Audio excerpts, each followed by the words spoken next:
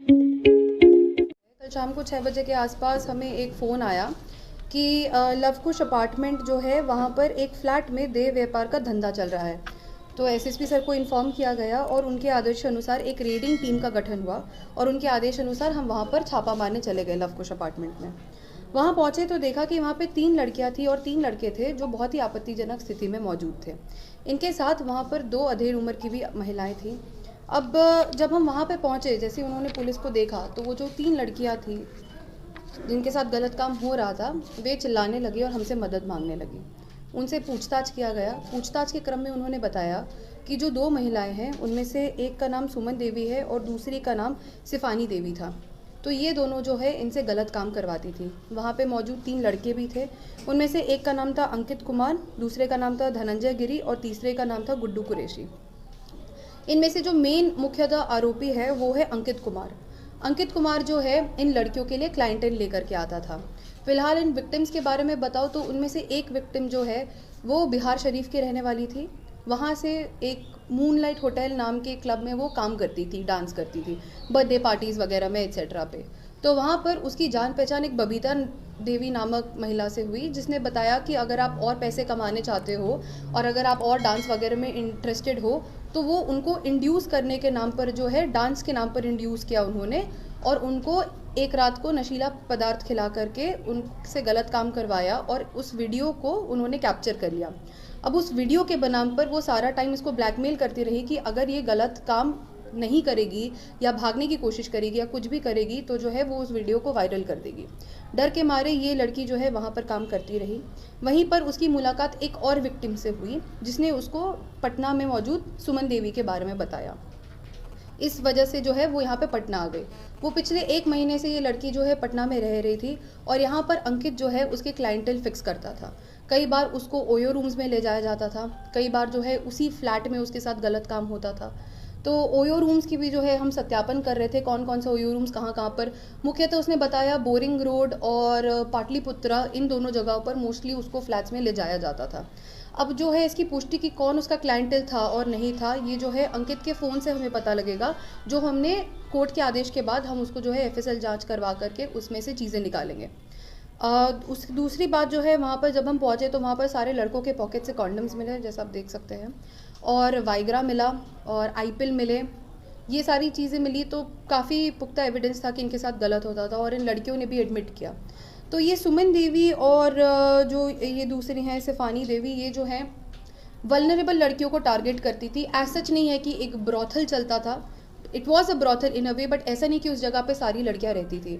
तो ये vulnerable ladies रहती थी जो बहुत बहुत ही, जिनके पास पैसे का सोर्स नहीं होता था या जिनके पास इस तरह की चीज़ें नहीं होती थी, उनको क्विक मनी के लिए जो है ये लड़कियां सुमन देवी और ये जो है उनको प्रलोभन देते थे।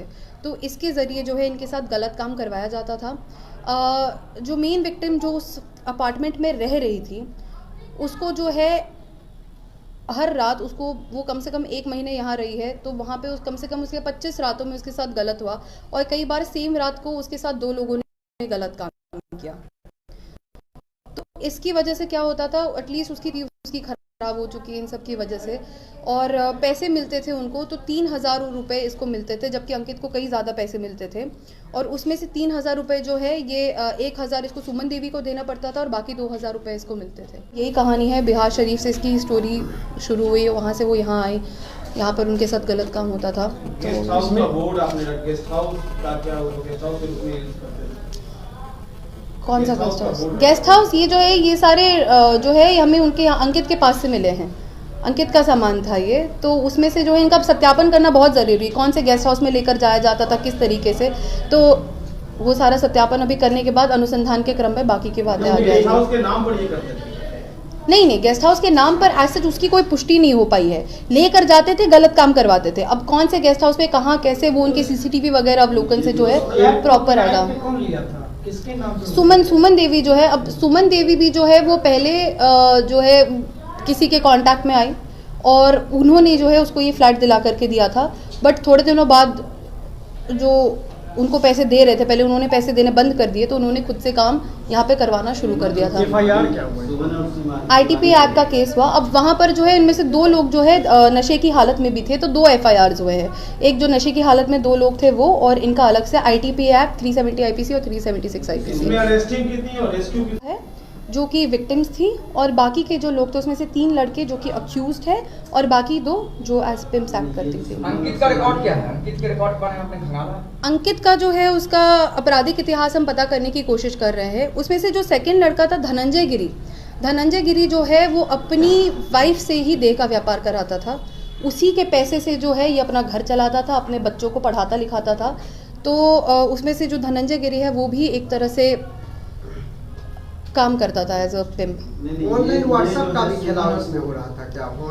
ऑनलाइन व्हाट्सएप से जैसे अब जैसे कि इसने जो है कई इसके जो व्हाट्सएप चैट्स में जो है वॉइस रिकॉर्डिंग वगैरह मिली है कि लड़की को रेडी रखना, या 7 बजे क्लाइंट आएगा, या 8 बजे हम लेकर के जाएंगे, इस तरह के जो है मैसेजेस व्हाट्सएप पे वॉइस मैसेजेस मिले हैं।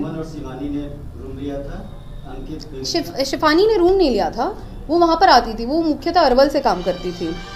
और जो है इस रूम जो है वो सुमन देवी का रहा है इसमें। वो जो बिहार शरीफ का जो स्टार्टिंग से जो हुआ था वो क्या था? वो जो महिला जो थी जिनके कंसल्ट में आई थी, बबीता जो महिला आई थी जो ये काम करवाती थी उनसे। हाँ, अब एक रात में इतना ही हो पाया। कितना दिनों से काम करवा रही थी इस धंधा में? कितना दिन से संलिप्त? सुमन देवी, अब जैसे कि सुमन देवी काफ़ी टाइम से करवा रही थी। अब exactly to put a number on it ये अनुसंधान के क्रम में ही पुष्टि हो पाएगी उसकी। बट ये लड़की जो है फ्लैट तो काफ़ी टाइम से वहाँ पर ले रखी है, 2 साल से ज़्यादा से वो फ्लैट लेकर के रखी है। बट ये जो इस लड़की के साथ जो गलत काम है वो पिछले 1 महीने से हो रहा था। 2 साल से सेक्स रैकेट चल रहा था। 2 साल से सेक्स रैकेट नहीं चल रहा था। 2 साल से ये जो है सेक्स रैकेट जो शुरू हुआ था ये 1 महीने पहले से हुआ था, जो इस लड़की के साथ करा रहे थे। होटल बुक होता था तो ओयो की भी लिखता पाएगी होटल वाले। जैसे कि अब जैसे मैं इनका कराऊँ तो इनके पास फेक आधार कार्ड होते हैं, तो अगर ये रूम बुक भी करा रहे हैं तो उसकी पुष्टि करना इज़ वेरी डिफ़िकल्ट कि उनकी संलिप्तता थी कि नहीं थी। लेकिन इसमें छानबीन करनी बहुत ज़रूरी है और वो इन्वेस्टिगेशन के क्रम में पता लगेगा।